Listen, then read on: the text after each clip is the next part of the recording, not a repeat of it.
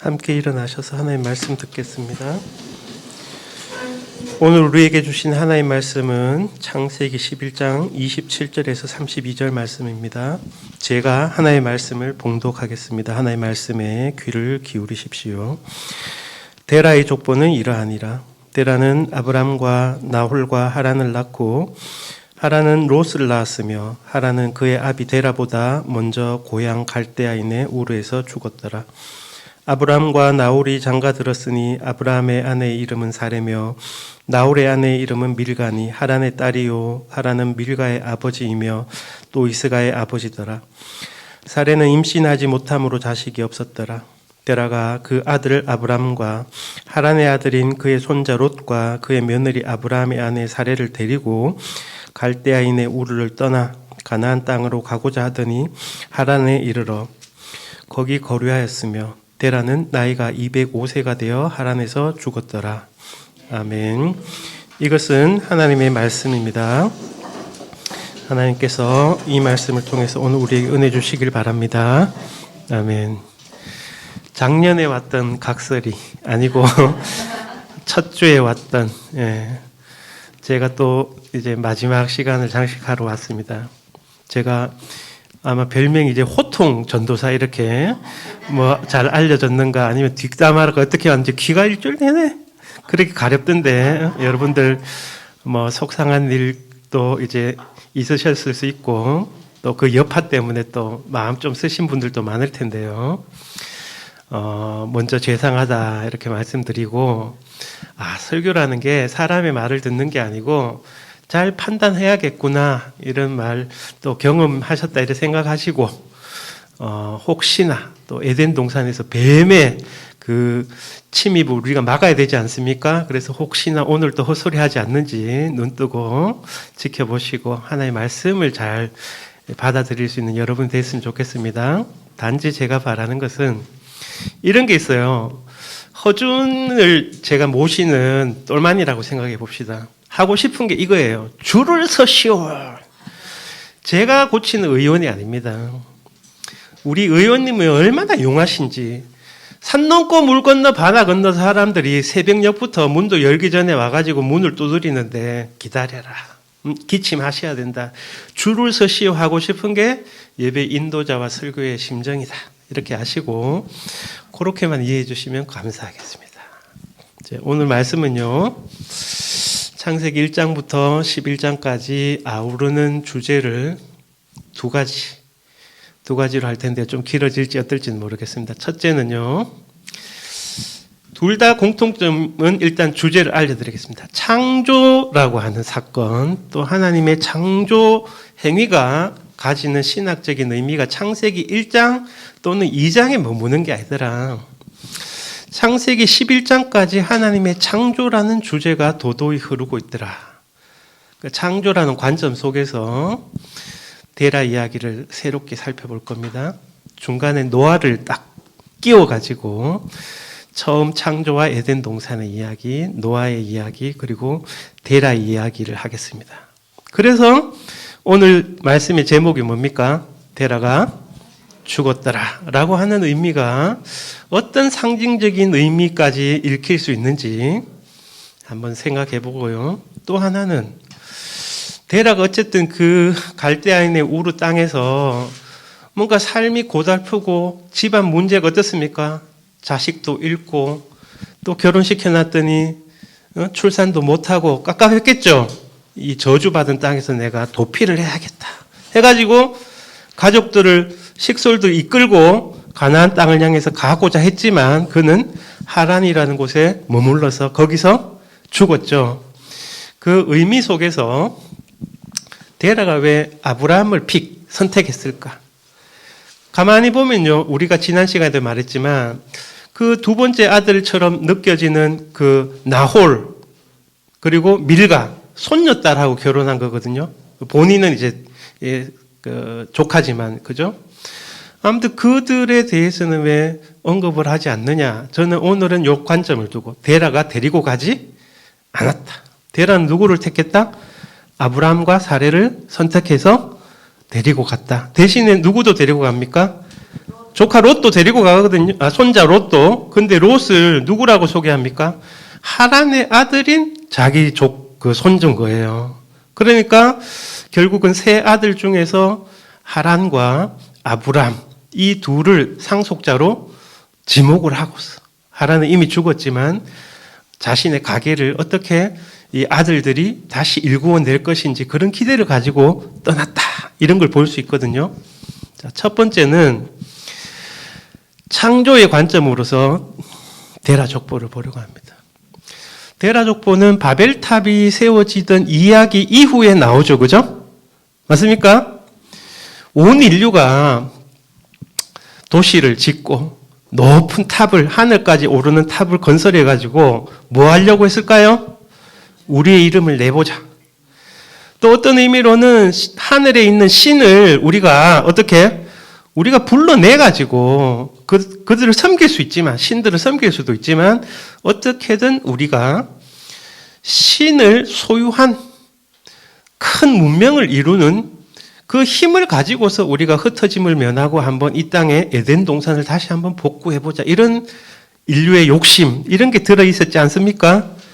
그런데 그 이야기가 바로 셈의 두 족보 사이에 일어났는 이야기로 창세기가 그려짐으로써 셈 족보는 바벨탑하고 무관했던 게 아니고 셈 후예들도 바벨탑 이야기에 참여를 했다는 걸 알 수 있어요. 왜냐하면 11장 1절과 2절에 보니까 온 땅, 즉 모든 민족이 그 일에 참여했더라 이렇게 이야기를 하거든요. 맞습니까? 그래서 데라 가족의 이야기들을 우리가 지난번에 뭐를 살펴봤냐면 이름들이 좀 이상하더라 이런 이야기를 했습니다. 데라는요. 달이라고 하는 히브리어의 어원을 닮았고 하여튼 달을 떠올리게 하는 이름이다. 이렇게 보면 좋습니다. 또는 또 중간에 멈춘 사람. 가나안 땅에 가고자 했지만 하란에서 머물러 버리고 더 이상 진행하지 못한 실패자의 이미지가 이름에 있다 그랬죠. 그래서 데라가 죽었더라 이렇게 하는 말은요. 이런 말처럼 들립니다. 노래 중에 제가 좋아하는 노래가 있는데 달의 몰락. 달신은 죽고 없다 이런 의미가 있다는 겁니다. 왜 그런지 보겠습니다. 사라도 밀가도 이 그 갈대아 우르 그리고 하란 달신 숭배지거든요. 하늘의 천체를 숨기는 그 이방 민족들 가운데서 태어났다는 거야. 데라의 고향이 어디라고 합니까? 갈대아 사람들의 우르라고 하잖아요.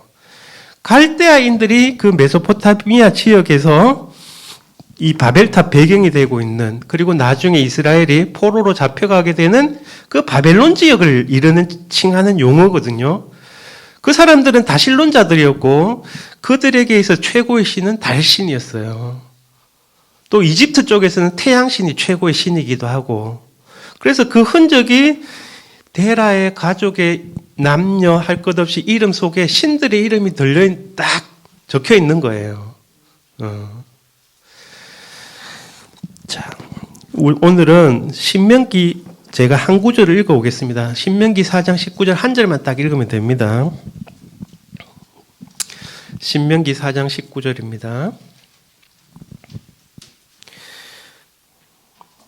또 그리하여 내가 하늘을 향하여 눈을 들어 해와 달과 별들 하늘 위의 모든 천체 곧 너희의 하나님 여호와께서 천하 만민을 위하여 배정하신 것을 보고 미혹하여 그것에 경배하며 섬기지 말라. 그런데 갈대아인의 땅 우르라고 하는 곳을 구약 성경에서 갈대아인 제일 많이 언급하는 책이 예레미야서입니다. 그 예레미야가 유다가 멸망할 때 마지막 예언자 중에 한 명 아닙니까? 그죠? 그리고 나라가 바벨론에 망했는데 붙잡혀 가다가 풀어져 갖고 되돌아오기도 했지만 백성들이 예레미야 안 놔뒀어요. 이집트까지 도망가는데 같이 가자 하고 끌고 갔어요. 그 예레미야 44장에도 나오는데 옛날에 요시야라는 왕이 있었는데 우리가 하늘의 여왕도 섬기고 해달별 섬기는 거를 그놈이 못하게 했다. 그래가 우리가 망했다. 이렇게 이야기하는 목소리가 진짜 나와요. 이집트까지 가가지고. 그래서 우리가 제발 하늘의 여왕 이스다롯을 섬기는 것을 멈추지 말게 좀 해달라. 이런 이야기가 나와요. 그러니까 창세기 1장에서 11장까지 이야기 속에서 다른 신이 나오지 않습니다. 창세기에서는 하나님이 창조주 하나님이고 다른 신들 이름이 없어요. 없는 대신에 억제되는 방식으로 그들은 신이 아니다. 첫 창조에서 해달별 이름 있었습니까? 없었습니까? 넷째 날에 지어졌는데 하늘에 해와 달과 별들 이렇게 말하지 않고 큰 광명체, 작은 광명체, 별들 이렇게 말했어요. 해하고 달의 이름을 일부러 창세기 1장에서 지웠죠. 왜? 섬겨서는 안 되는 신들이 아닌 하나님의 피조물로서.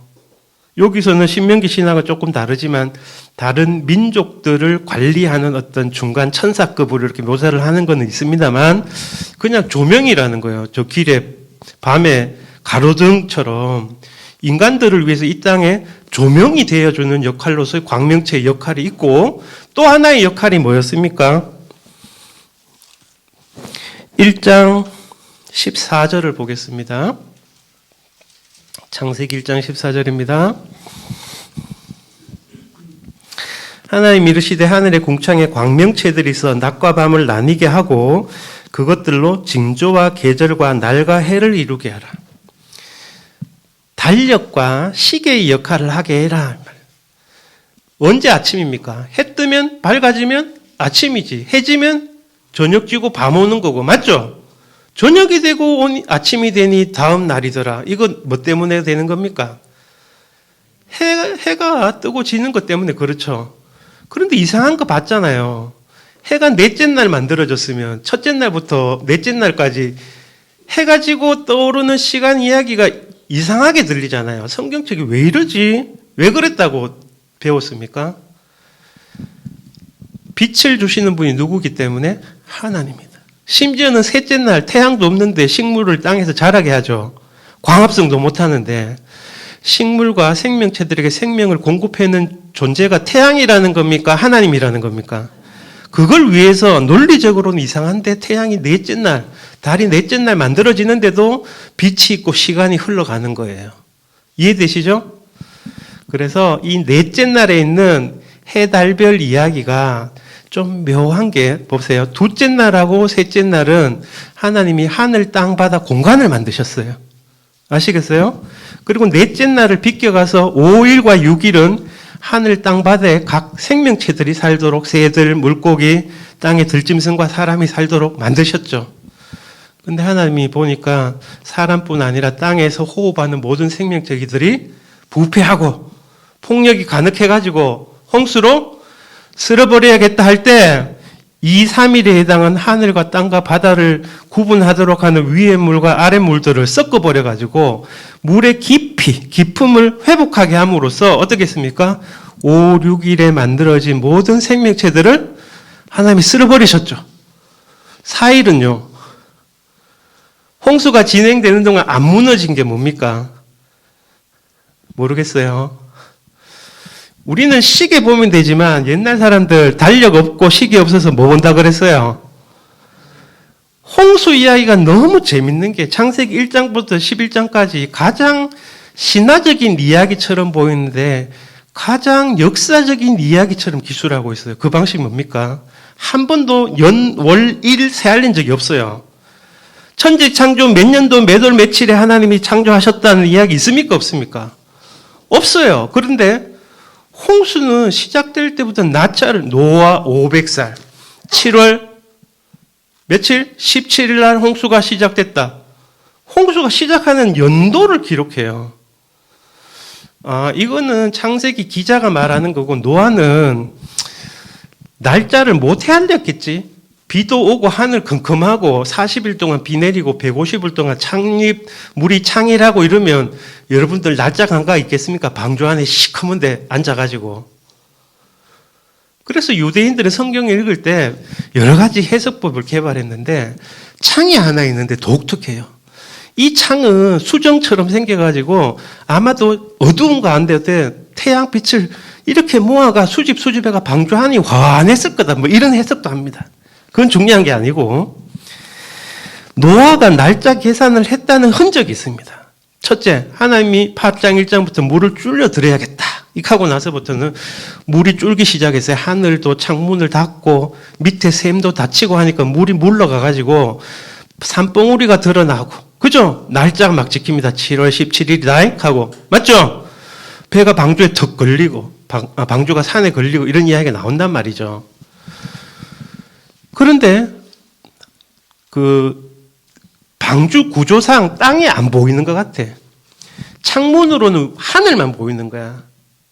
그래서 땅이 물이 마른지 너무 궁금해가지고 새를 날려가지고 땅이 말랐는지 확인해야겠다 한 거예요. 근데 새를 날리는데 며칠마다 날립니까? 7일마다 날리잖아요. 아이, 봅시다. 노아가 7일 일주일을 셈했다는 거를, 자, 봅시다. 8장 6절. 40일을 지나서 노아가 그 방주에 낸 창문을 열고 까마귀를 내놓으며 까마귀가 물이 땅에서 마르니까 날아 왕래하더라. 그가 또 비둘기를 내놓아 짐에서 물이 줄어든지 알고자 하며 온 짐에는 물이 있으므로 비둘기가 발버둥을 짜지 못하고 방주로 돌아와 그에게로 오는지라. 그가 손을 내밀어 방주 안에 자기에게로 받아들이고 또 며칠을 기다려? 7일을 기다려 다 방주에서 내놓았다. 날짜 세알릴 수 있었습니까? 없었습니까? 있었어요. 그래서 보면 새들이 일주일 단위로 보냈어요. 암시는 하나님의 질서가 일주일 단위로 이루어졌다는 걸 노아도 알고 있고 그 흐름에 맡기고 있는 것 같아요. 그래서 홍수 이야기는 하나님이 지은 세계를 파괴하는 것이면서 동시에 이제는 어떻게 새롭게 7일 단위로 회복되기를 노아도 기대하고 있는 거죠. 맞습니까? 7일이라고 하는 거는 창조의 그 흐름 아닙니까? 리듬 아닙니까? 안식일을 지켰다는 말이에요. 사실 이 말은. 노아도 나름 의인이고 경건했지 않습니까? 그죠? 그런데 13절에 갔을 때 우리가 본 것처럼 노아는 방주 창문을 안 열고 이번에는 아예 뚜껑을 열어버립니다. 그죠? 그날이 언제입니까? 601년 정월 초하루 1월 1일이라는 건 노아가 알았다는 겁니까? 몰랐다는 겁니까? 제가 만약에 방주 탔으면 야 하마 오늘 며칠이고 좀 모르겠는데 내가 니한테 물은 게 바보지. 똑똑한 셈 이리 와봐라. 오늘 며칠이고 우리 홍수 지난 지 250일 지났는데요. 그래. 좀 있다가 또 물어보니까 이제 뭐라고? 1월 1일이라고? 그러면 홍수 끝났는갑다. 왜 노아가 방주 뚜껑을 열었을까요? 하나님은 방주에 타라. 내 홍수 내려가 다 쓸어버릴게 하는 말씀을 줬는데 하나님이 안 알려준 게 있어. 내 언제 끝낼 거다. 그때 나와래. 하나님 알려줬습니까? 안 알려줬습니까? 홍수가 1년이 될지 몇 개월이 될지 노아는 몰랐어요. 그리고 방주의 문을 하나님이 닫아 넣으신 이후로 말씀하십니까? 안 하십니까? 말씀을 한마디도 안 들려주니까 노아는 답답한 거야. 그래갖고 새 점을 친 거예요. 새가 어디로 날아가는지 모양도 보고 이러면서 땅이 말랐는 사실도 알고 싶지만 나의 미래 운명은 어떻게 될까? 와, 601년 1월 1일이니까 신년 하면 어떤 느낌 됩니까? 여러분 어디 갑니까? 전부 다 홈이고 가고 새해 맞이하러 안 갑니까? 홍수가 이제 끝났으니까 우리의 희망을 바라고 하나님이 다시 복을 주시기를 기대하겠습니까? 안 하겠습니까? 그런 어떤 배경이 있는 것 같아요. 그런데 그날 나올 수 있었습니까? 어떻습니까? 착시 현상, 땅에서 물은 사라졌는데 얼마나 질펀하고 못 내리겠어요. 2달하고도 27일이 지나서야 하나님이 나와라 해갖고 나올 수 있었어요. 때일은 이 전개에 있습니다. 뭐냐? 하나님의 때를 기다리지 못하고 인간이 자기가 날짜 계산해 보니까 이때인가 보다 하고 일을 추진하는 사례 중에 하나입니다. 얼마나 성급한 겁니까, 노아가? 사실은 데라 이야기에도 똑같은 이야기가 있거든요. 자식들 자기가 보니까 딱 오늘 이야기 재밌는 것도 할 텐데요. 아브라함을 픽해서 사례를 데리고 조카 롯도 데리고 가자 해갖고 선택해서 가잖아요. 이게 때일은 가나안 진입 시도 암시입니다. 가나안 땅에 들어갔습니까? 못 갔습니까? 마치 모세가 출애굽 1세대하고 하나님께 약속을 받은 그 땅에 들어가고 싶었어. 모세하고 아론하고 들어갈 수 있었습니까? 없었습니까? 없었어요. 허락이 안 됐죠. 그 땅은 여호수아와 갈렙이 들어간 것처럼 이 가나안 땅에는 아브라함과 사레가 들어갈 수 있지 데라는 허락되지 않았었죠. 하나님의 하늘의 부르심도 없이 스스로 그 자신의 저주를 타개하고 복이 생명이 넘치는 젖과 꿀이는 땅으로 가려고 했지만 그것은 중단되고 말았다는 것이 데라의 이야기입니다. 자, 다시 이야기 돌아가 볼게요. 홍수 이야기를 여러분 창조 이야기하고 다시 견주어 읽기 시작했습니다. 제가 무슨 말이냐. 창세기 1장에서는 해달 이름도 안 줬죠. 해달의 역할은 조명으로서의 역할과 또 하나 뭐였죠? 날짜, 달력과 시간. 그거는 긍정적으로 말하면 농사 짓는 그 때를 알려주는 것. 또 하나는 절기 때마다 안식일 때마다 하나님께 예배하는 걸 알려주는 시간표예요. 우리가 달력이 있고 시간표가 있으니까 오늘 주일이네. 교회 가서 예배 드려야지. 몇 시? 11시 반까지 가자. 할 수 있죠. 그 역할을 옛날 사람들이 시계가 없었으니까 그래서 노아는 홍수 내도록 뭐만 쳐다보고 있었다? 하나님 목소리도 안 들려주시고 방주에서 창문 너머로 뭐만 보는 거예요? 해하고 달하고 별들만 보면서 날짜만 세알리고 있는 거예요. 한 번도 미스 안 하려고. 알겠어요? 그 달력을 세알려 보면 354일경의 그 음력을 플러스 모자란 게 한 11일인가? 해가지고 양력 1년에 딱 맞춰놨습니다. 헤아리는 거는 태음력인데 정확한 기간은 태양력으로 맞춰져 있어요. 뭐 이런 거는 여러분 몰라도 됩니다. 노아는 하나님의 계시가 없는 동안 뭐만 쳐다보고 있었다? 해와 달과 별들을 통해서 자신이 어디로 가고 있는지, 이 방주가 어디로 갈지, 우리가 살아날 수 있을지, 이 세계가 심판으로 끝나지 않고 하나님이 회복해 주실런지를 해를 보고서, 달을 보고서 갔죠. 그런데 여기서 우리는 뭘 읽느냐. 홍수 이야기 때 노아는 어땠는지 잘 모르겠지만 창세기 저자는 해와 달을 말하지 않고 뭐로 말하고 있다? 연, 월, 일로서만 해와 달이 기능을 했다라고 딱 적어놓고 있죠. 맞습니까? 이 세상의 복과 저주를 해, 달, 별이 주지 못한다는 거 이야기해 줄게요. 옛날 사람들 해와 달이 힘이 제일 세고 별들이 제일 세니까 인간의 운명을 결정할 뿐 아니라 우리에게 복을 준다고 생각했어요. 복과 저주가 개인뿐 아니라 민족의 운명이 누구한테 달려있다고 생각했다는 거예요. 해, 달, 별에 달려있다고 생각했는 거예요. 그런 분위기 속에서 살았던 게 데라와 그의 가족들이다 이 말이에요. 알겠습니까? 이야기해 줄게요. 왜 해, 달, 별이 복을 못 주는지 창세기 1장에서 다시 확인해 볼게요. 창세기 1장에서 첫째 날, 둘째 날, 셋째 날에만 하나님이 이름을 지었죠. 기억하죠? 하늘, 땅, 바다. 그러니까 넷째 날 해, 달, 별한테 이름 줍니까? 안 줍니까? 일부러. 하나님 이름은 3일 동안만 지었어. 또 있어. 4일을 비껴가는 방식. 하나님을 복을 주시기 시작하는데 언제부터 복 주는지 압니까? 1장 22절 봅시다. 1장 22절. 하나님이 그들에게 복을 주시며 이르시되 생육하고 번성하여 여러 바닷물에 충만하라. 새들도 땅에 번성하라 하시니라. 28절. 하나님이 그들에게 복을 주시며 하나님이 그들에게 이르시되 생육하고 번성하여 땅에 충만하라. 땅을 정복하라. 바다의 물고기와 하늘의 새와 땅에 움직인 모든 생물을 다스리라 하시니라. 2장 3절.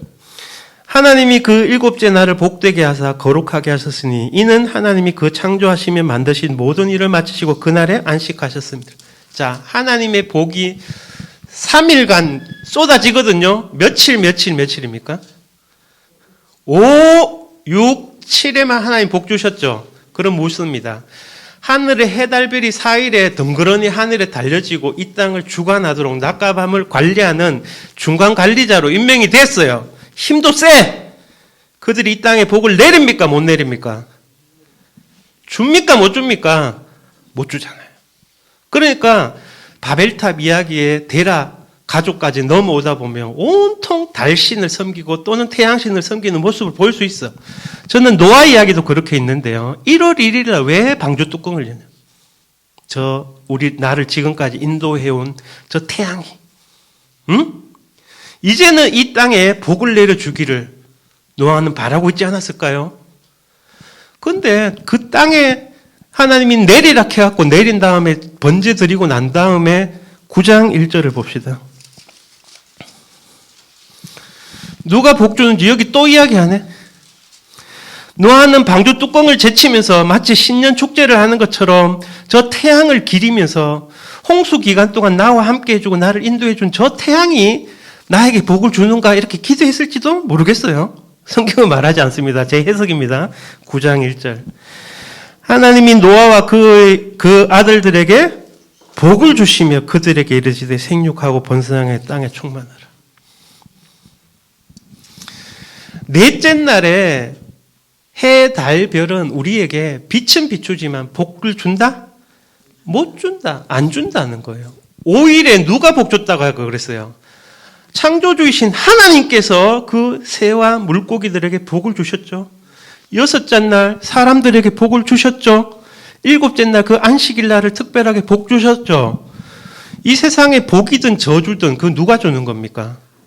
하나님이 주시는 거예요. 그러면 사탄 악마가 우리에게 저주하고 우리에게 심판을 내리고 죽음을 줄 수 있습니까? 없습니까? 없어요. 우리를 살리는 것도 하나님이고 죽이는 것도 하나님이시다 이 말입니다.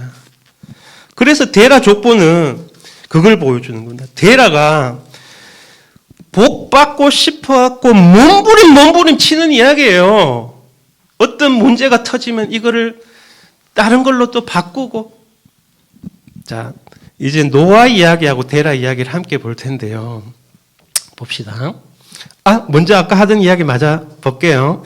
12장 1절로 갑시다. 복이 어떻게 임하는지 12장 1, 2, 3절 미리 읽읍시다. 데라는 저주의 땅을 벗어나가지고 이 가게에 흐르는 저주를 끊어라. 이 갈대인의 우로 저주받은 바벨탑 심판받은 이곳에서 벗어나서 내가 복받아야지. 하란이라는 데서 대체물로 그만하면 됐다 했죠. 하란의 삶은 좀 풍요로웠을지 모르겠지만 하나님의 복이 있던 곳이 아니고 달신이 자기들을 살린다고 착각하게 하는 그런 도시였거든요. 12장 1절부터 3절까지 복이란 말에 관심을 갖고 누가 복 주는지 한번 봅시다. 여호와께서 아브라함에게 이르시되 너는 너의 고향과 친척과 아버지 집을 떠나 내가 내게 보여줄 땅으로 가라. 내가 너로 큰 민족을 이루고 내게 복을 주 내 이름을 창대하게 하리니 너는 복이 될지라. 너를 축복하는 자에게는 내가 복을 내리고 너를 저주하는 자에게는 내가 저주하리니 땅의 모든 족속이 너로 말미암아 복을 얻으리라 하시니. 복비가 쏟아지네. 새알림은 5번 나옵니다. 그 축복이라는 단어까지 합쳐가지고 이거는 뭐냐면요. 창세기 1장부터 11장 원역사까지 하나님께서 복 주셨다는 말이 5번 나와. 그거를 재현하는 겁니다. 대신에 저주가 6번 나왔었거든. 이제는 그 저주를 다 철회하고 하나님이 복 주셨던 것처럼 이제는 아브라함을 통해서 모든 민족에게 복주를 한다. 이건 뭐냐면요. 창조 세계가 인간이 범죄하고 무너지고 해갖고 하나님이 홍수도 일으키고 새로 시작하자. 노아 니부터 시작해라 했는데 또 바벨탑 쌓고 그래서 하나님이 또 한 번 더 싹 치아뿌고 아브라함을 통해서 이제 세상을 새롭게 창조하겠다는 거예요. 그래서 가만히 보면 노아 이후로 하나님이 말씀 안 해서 그래서 여호와께서 아브라함에게 이르시되 이 말은 엄청 놀라운 일입니다. 창세기 1장 3절로 돌아가는 거예요.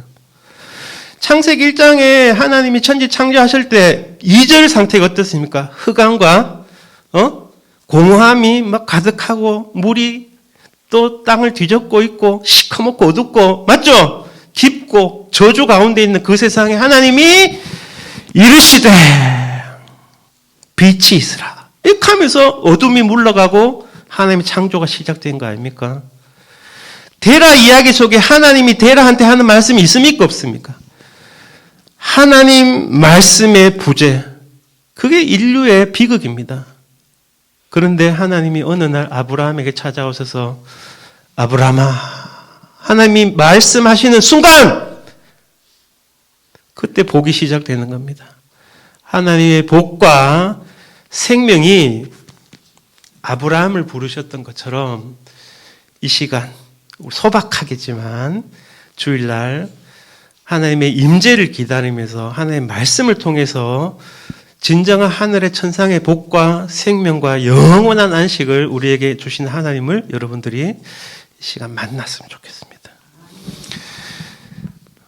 그래서 넷째 날은 해, 달, 별이 우리에게 우리의 운명을 주관한다든지 다른 책들 이야기할 거 없어요.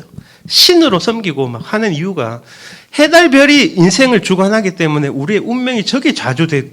그 흔적이 뭡니까? 별점 치고 뭐 여러분들 자리가 어디고 하잖아요. 그건 뭡니까? 그게 다 우리 운명 결정한다는 말이거든요. 그렇지 않다는 겁니다. 이해되시겠죠? 그 다음에 이제 초점을 두고 싶은 이야기가 데라가 이 저주의 문제, 죽음의 문제를 극복하기 위해서 한 행위들이 노아 이야기하고 조금 견주면서 볼게요. 11장 26절에 데라가 세 아들을 낳았다고 하는 이야기 있죠. 제가 한번 다시 읽어볼게요. 11장 26절. 데라는 70세에 아브람과 나홀과 하란을 낳았더라. 자, 5장 끝절. 5장 32절로 가보세요. 노아처럼 묘사되고 있는 겁니다. 5장 31절, 32절. 노아는 500세 된 후에 셈과 함과 야벳을 낳았더라. 데라는 노아하고 똑같이 행동하거든요. 자, 홍수가 끝났어. 9장 18절, 19절부터 해가지고 이렇게 쭉 볼 텐데 9장 18절 한번 봅시다. 9장 18절. 홍수가 끝났어요. 하나님 복도 주시고 또 언약도 맺었어. 방주에서 나온 노아의 아들들은 셈과 함과 야벳이며 함은 가나안의 아버지더라. 자, 세 아들 중에 누가 제일 먼저 자식을 낳습니까? 셈, 함, 야벳 중에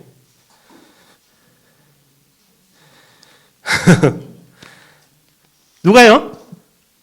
18절 가만히 보세요. 답 적혀있다. 그렇죠. 함. 노아가 손주를 제일 먼저 봤어. 누구를 통해서? 함을 통해서. 그 손주 이름이 뭐라고요? 가나안이었어요. 그러니까 요래 딱 보니까 누가 장자 될 것 같아요? 뭐 함인가? 요런 생각이 들죠. 그리고 10장 1절 이하 족보에서 보니까 봤잖아요. 누가 장자 같아요? 제일 먼저 족보가 2절에 보니까 누구 자식들 이야기합니까? 야벳의 자식들. 숫자도 7에 딱 맞춰놨어, 막. 요런 걸 통해서 나중에 그렇지만 보니까 결과적으로 누가 장자였습니까? 셈이었다. 그걸 데라 이야기에서 그대로 볼 수 있습니다. 27절을 가만히 보세요. 누구 손주가 제일 먼저 태어나는지 봅시다. 누가 제일 먼저 출산하는지 봅시다. 27절. 11장 27절. 데라의 족보는 이러하니라. 데라는 아브라함과 나홀과 하란을 낳고 누가 먼저 낳았죠? 하란은 롯을 낳았으며 실제로 나이가 하란이 혈통적으로 나이가 제일 많은 것 같아요. 어떻게 알 수 있는데? 자, 20절 한번 봅시다. 29절 봅시다. 아브람과 나홀이 장가 들었으니 아브람의 아내 이름은 사레며 나홀의 아내 이름은 누구다? 밀가가 누구 딸이라는 거예요? 하란의 딸이네. 그리고 나서 이 하란의 자식들이 3명이나 있었다는 걸 또 설명 덧붙여줍니다. 하란은 밀가의 아버지면서 또 이스가의 아버지들은. 하란이 3자녀를 낳았어요. 롯하고 밀가하고 이스가하고. 지금 출산을 누가 잘하고 있어요, 지금? 하란이 잘하고 있잖아. 근데 일찍 죽어붙더라 하잖아, 28절에서. 그죠? 하란은 그 아내 데라보다 먼저 고향 갈대아를 죽었더라. 나이가 좀 찼으니까 죽었을 수도 있다고 생각해요.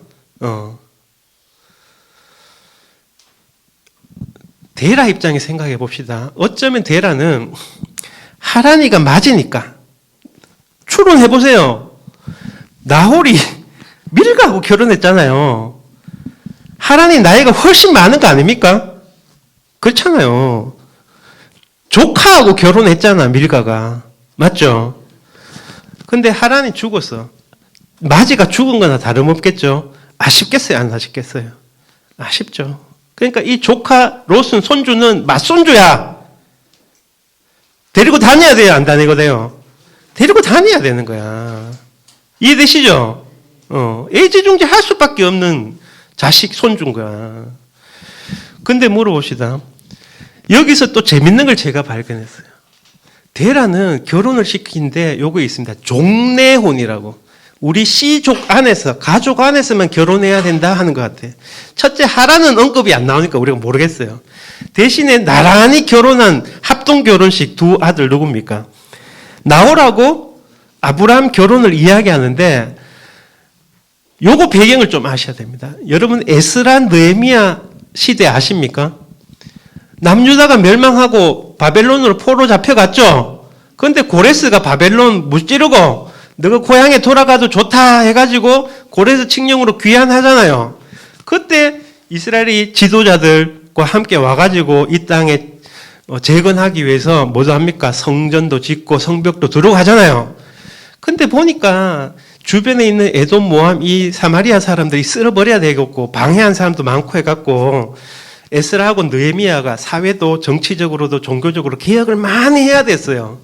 둘 다 핵심 사업 중에 하나가 뭐였는 줄 압니까? 너무 이게 혼혈이 돼버렸네.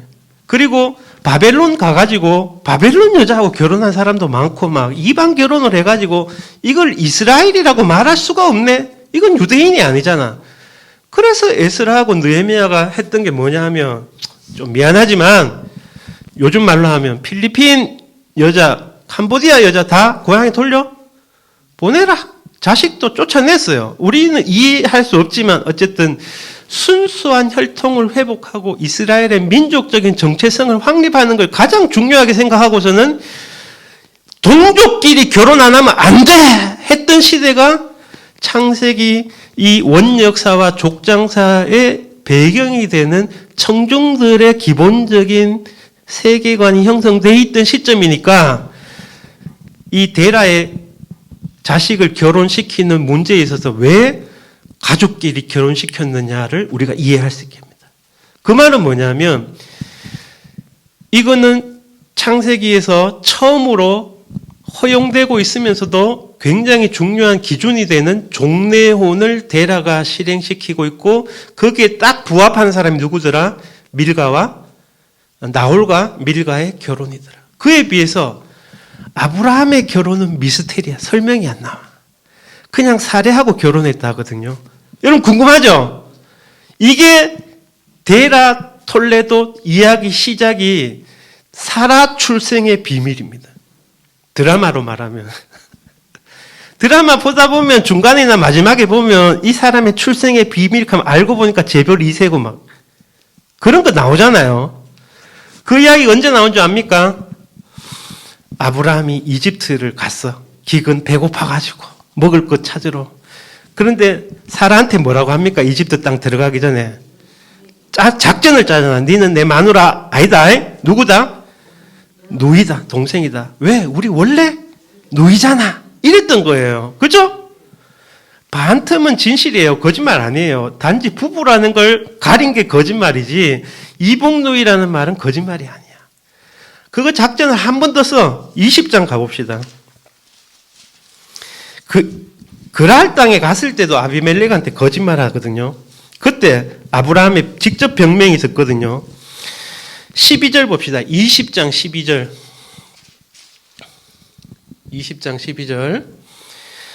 또 그는 정말로 나의 이복누이로서 내 아내가 되었음이니라.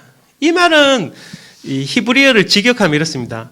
아버지는 같은데 엄마는 달라요. 이 말입니다. 다시 말하면 데라 족보 이야기로 돌아가 봅시다. 22장에서 우리가 나홀 족보를 봤을 때 나홀이 결혼할 때 첩뒀거든. 밀가를 통해서는 8아들명 낳고 첩 르우마를 통해서도 자식 4을 낳았다. 근데 아버지 따라 한 거야. 데라 족보에는 언급이 안 되는데 이걸 지연된 정보라고 하는데 아브라함과 사레를 결혼을 통해서 드러나는 거 뭡니까? 사레가 누구의 딸이더라? 데라의 딸이더라. 맞나요? 아브라함하고 다른 엄마가 또 있더라.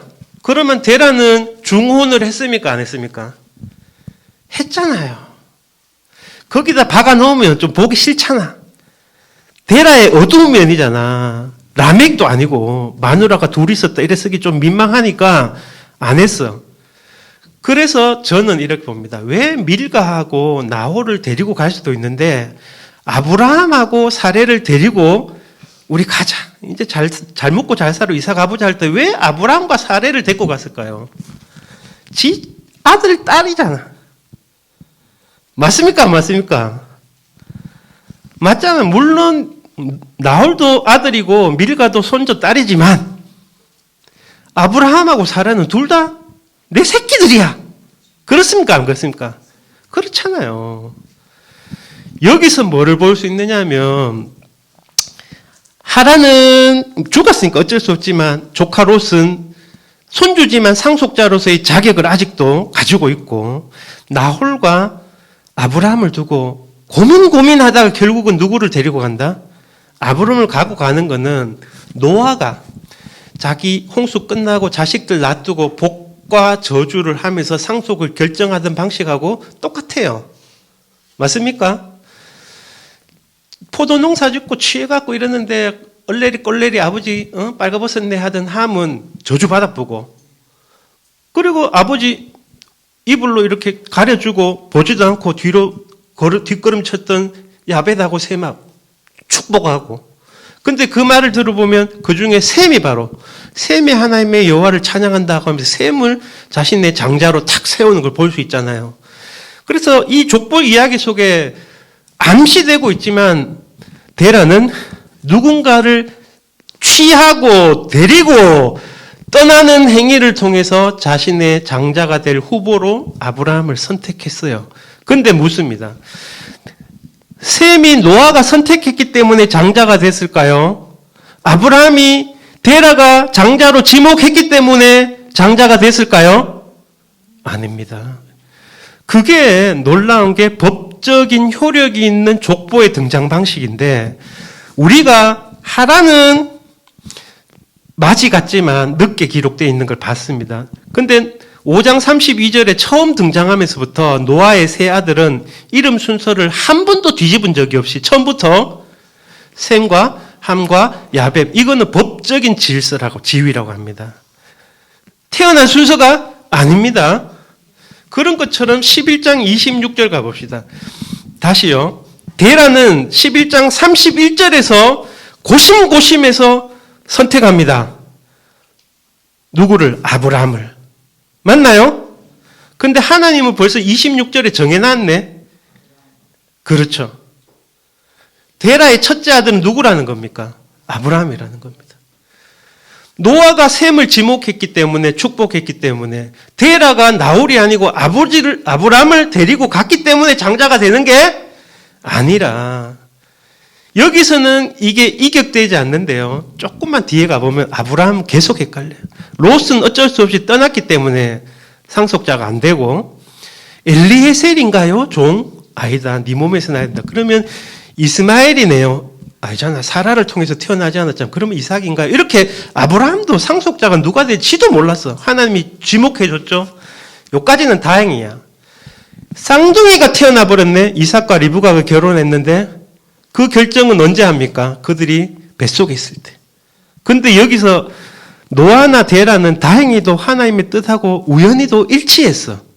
근데 여기서는 어긋나 버립니다. 리브가는 하나님의 신탁 들어봤기 때문에 알아. 누가 형이 될지. 그래서 나는 내 사랑 야곱뿐이야. 이래 된 거예요. 근데 이삭은 그거 알아요? 몰라요? 모르니까 지는 무조건 누구야? 혈통적으로 먼저 태어난 에서가 내 아들, 내 장자다 그러잖아. 여기서 처음으로 삐끗하는 거예요. 인간의 선택과 하나님의 선택은 다르다. 사실은 가인 아벨 이야기에서 나옵니다만 그거는 지나가겠습니다. 우연히도 데라는 그냥 아브라함을 선택했지 그러나 아브라함을 선택하고 부르시는 것은 12장 1절에서 하나님이시라는 거죠. 여기서 이야기를 마무리해 갈게요. 첫 첫 번째 주제는 여러분들 기억하시죠? 창조 첫째 날, 넷째 날이 어떻게 비껴가고 있는지, 이름도 없고 복도 주지 못하는 해달별을 노아도 의존했고 데라의 가족들도 하늘 쳐받들고 살았다. 우리는 그 흔적을 봤다 이랬죠. 우상 섬기면 안 된다.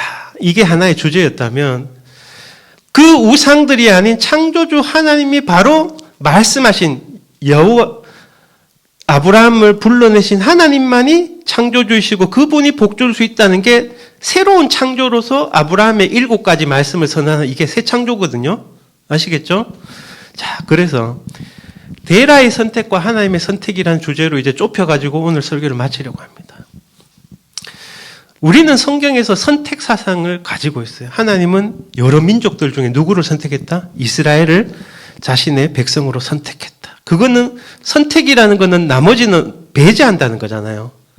버린다는 의미잖아요. 우리는 이렇게 지금까지 배워왔어요. 그래서 데라의 선택이 그랬습니다. 노아의 선택이 그랬습니다. 야들 중에 누가 진짜 내 자식이 되고 장자권을 가지고 승계를 해서 우리의 민족적인 정체성을 가져가느냐. 함, 니는 꺼져라. 가나안 저주 받아라. 노아의 방식이었죠. 셈 이쁘다 이랬어요. 데라도 가슴 아프게도 하라는 죽었기 때문에 자격은 없지. 롯을 버릴 수는 없어. 그렇지만 나홀과 아브라함 중에 누가 더 힘들었을 거예요. 선택하기가. 그래서 오늘 그 족보 이야기에서 데라가 누구누구를 데리고 떠나갔다 할 때 그 데리고 그 취하다가 언제 나온 거냐면 여자가 나무를 보니까 너무 먹기 좋고 아름다워서 뭐 했다? 취했다. 6장 2절 하나님의 아들들이 사람의 딸들의 뭐를 보고? 아름다움을 보고 취했다.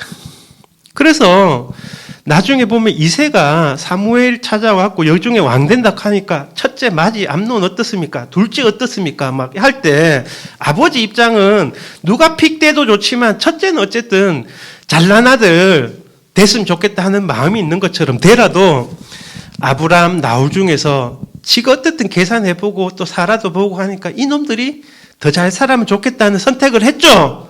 그 말은 뭡니까? 밀가를 포기했다는 거예요. 인간의 선택은 뭐냐? 선악을 따른다는 이야기를 해요. 이 순간이 선악과 이야기예요. 마지막 선악과 이야기. 우리의 삶을 오늘 이야기하는 겁니다. 뭐 꼭 여러분들이 오늘 집에 가서 아들들, 자식들 놔두고 어느 놈 택하고 요거 하라는 이야기는 아닙니다. 살아가면서 항상 좋고 나쁨을 내가 구별해서 항상 보고 좋은 것 취하고 아름다운 것 선호하고 이게 인간의 본성을 따르는 행위랍니다. 그렇기 때문에 필히 배제하고 탈락시키고 버리는 것이 생겨난다. 이게 인간의 선택 방식이라는 겁니다. 그러나 하나님의 아브라함은 선택은 어떻냐면요. 배제가 아닙니다. 잠시 유보고 모든 것을 선택하기 위한 작전이에요. 그게 12장 3절에 나오잖아요. 12장 3절 보세요. 12장 3절 끝에.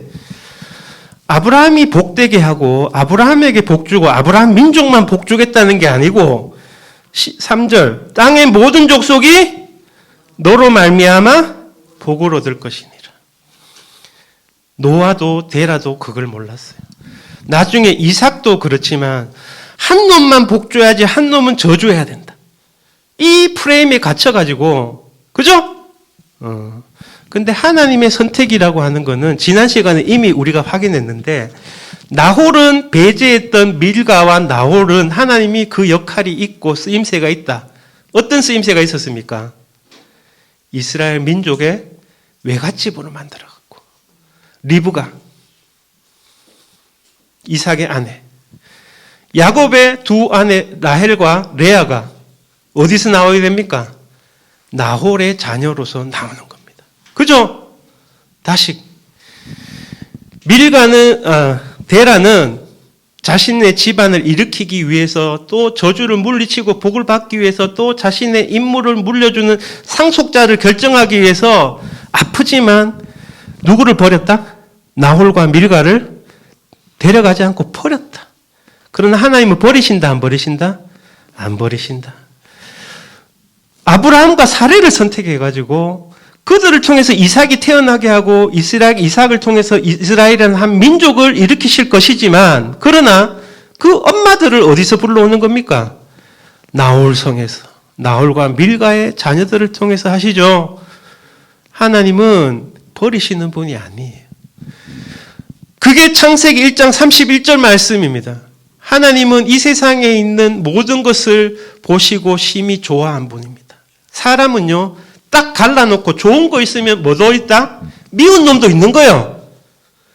내가 만나고 살아가는 사람들 중에 내가 하는 일들 중에 하고 싶은 일 이러는데 하기 싫은 일이 있고, 만나면 좋고 차도 사주고 싶고 시간도 같이 보내고 싶고 쇼핑하고 싶은 친구가 있고, 누구는 웃고 형식적으로 인사는 하는데 말 안 섞고 싶고 밉고 보기 싫고, 이게 사람이라는 겁니다. 그러나 하나님은 모든 것을 선하게 보시는 분이다. 그래서 사람은 요거 픽하면 저건 버려야 돼. 맞죠? 이 사람 좋아하면 이 사람 미워해야 돼. 근데 하나님 어떤 분이다? 모든 사람을 선하게 보시고 모든 사람을 아끼시고 돌보시기 위해서 작전상 누구를 부르신다? 아브라함을 통해서. 아브라함을 먼저 복주는 이유는 아브라함을 통해서 세상에 있는 모든 민족들, 자기 새끼들 하나도 안 버리고 하나님이 사랑하고 복주시고 하늘의 생명으로 그들을 생명나무의 길로 인도하시기 위함이다. 그래서 우리가 지난 시간 제가 큰 소리 쳤던 그날 생명나무 이야기 제대로 못했잖아요. 아브라함 이야기가 뭐를 보여주냐면 창세기 1장을 재현합니다. 그때는 하나님 혼자 있으라 하니까 있었고, 그죠? 그대로 되니라 이랬죠. 그런데 이제는 노아 때 잠깐 재현되다가 망했던 그 패턴을 아브라함에게 보여줍니다. 아브라함아 떠나서 가라 하니까 어떻게 합니까?